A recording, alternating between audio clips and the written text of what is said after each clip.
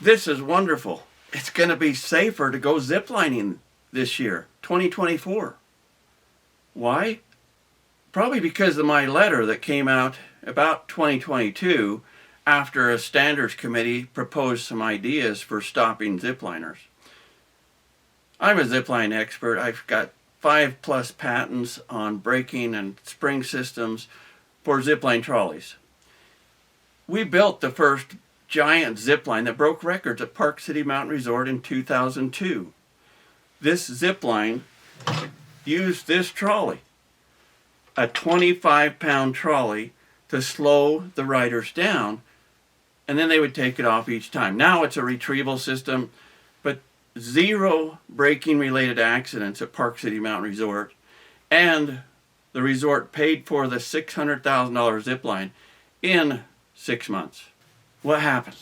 Well, what happened was, about 2015, I had a doctor from Dallas who contacted me. His wife had been injured at a zipline at Olympic Park, and it was actually a friction-based trolley. The problem was they failed to run the trolley down after they did a brake replacement. And so this young woman on the 4th of July goes down the zipline and it's not quite seated. These brakes are required. Whenever you use our trolleys, we recommend and mandate that if you change this brake or rotate it or replace it, you need to let it seat into the cable. Let it test it with some weights. Make sure it's going to stop the zipliner before you send somebody down. That would have solved that problem. Training is another factor that's a problem in the industry. And that's why we stop zipliners so you don't have to. This is our 2024 Zipline trolley. It's a fail-safe friction braking trolley. Now, what is a fail-safe trolley? Well, a fail-safe trolley has 2 brakes. This is the primary brake, the white one, and the secondary if something fails as a backup. And then we also ask you to incorporate a series of springs. Spring systems that we sell are easy to install in 30 minutes for 10 springs, which is unheard of for a brake system in the industry. 30 minutes, and you can have a safer zipline. So, how do these trolleys work?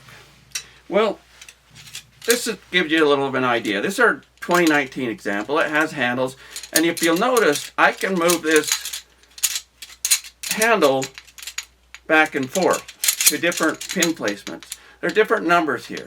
And so this is what they call a test trolley. So with the test trolley, we send it out, and then you determine what pin placements you need. And we'll give you some suggestions based on your height, of your differences of your platforms, because height can really give you some ideas of what your speed is going to be.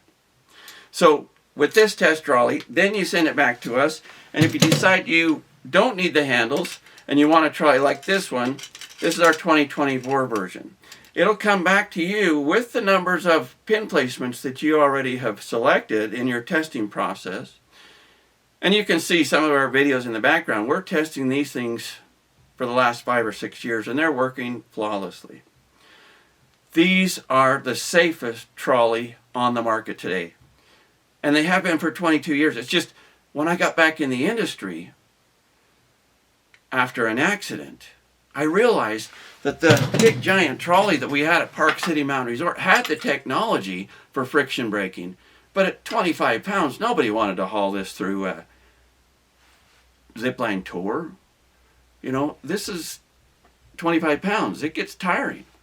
And so we developed a little 3-pound trolley that does the braking for you. The cool thing about this trolley is you have pin placements to make adjustments for wind or colder temperatures, because colder temperatures will actually make your zipline go faster. Now, the beauty of this trolley is the fact that all weights of riders can be riding this trolley in the same pin placement, because if you're coming in safely with 35 pounds, you can also come in safely in the same pin placement with 300 pounds. Now, granted, we might have to beef the trolley up a little bit, but right now, it seems to be working well. Now, why does that work that way? Why do all zipliners come in the same pin placement at the same rate of speed, or within a few feet of each other? which is unheard of in the industry. If you've worked with heavier riders and lightweight riders at a zipline, you know your lightweight riders are the ones that you're rescuing. And your heavier weight riders are coming in too fast. And what do I mean by too fast? More than 5 miles per hour. That's not very fast. Please let me help you as a zipline owner with friction braking trolleys. They're simple to use. Call us. Let us start working with you and show you how simple it is to incorporate friction-based trolleys into your zipline. And these brake systems, you'd think, oh, they're going to wear out quickly. This stuff wears like Teflon. Well, it is Teflon. Slowing trolley that slows you down, slows every rider down in the same pin placement for this particular slope, because 35-pound riders can also ride this trolley because they apply 35 pounds of force to the brake because their weight is pulling down on this trolley, and so they're applying a force to this brake. So the 300-pound rider, also in the same pin placement, is putting 300 pounds of force here. So they equalize. This is extremely different than most people understand with zipline trolleys, because they usually think of zipline trolleys as a little Petzl tandem speed or some other trolley that has no brakes. In fact, sometimes people incorporate things like this, but you'll see in some of my videos that these don't work either.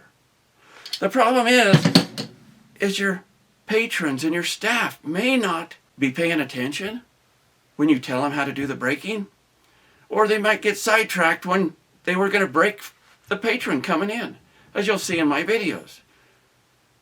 Braking related accidents are number one, and they have been for over a decade in my opinion. I know the insurance companies have claimed it since 2016. Braking related accidents can be stopped with friction trolleys and spring systems. If you've got a bunch of trolleys that you just don't want to throw away, put a spring system on there. Find out what your arrival speeds are, and we can show you with videos how to do that. Get you a speed gun, get you a GPS watch that you can wear. Check, make sure everything's coming in before you start putting any humans on your zipline. We know how to stop zipliners. Safer ziplining with Momentum Engineering. Look to us, like and subscribe this video. We look forward to working with you as our new client to safely slow zipliners, because we stop zipliners so you don't have to. Thank you. Like and subscribe. Look forward to any interest in our trolleys or spring systems, and mention this video and we'll add a little discount.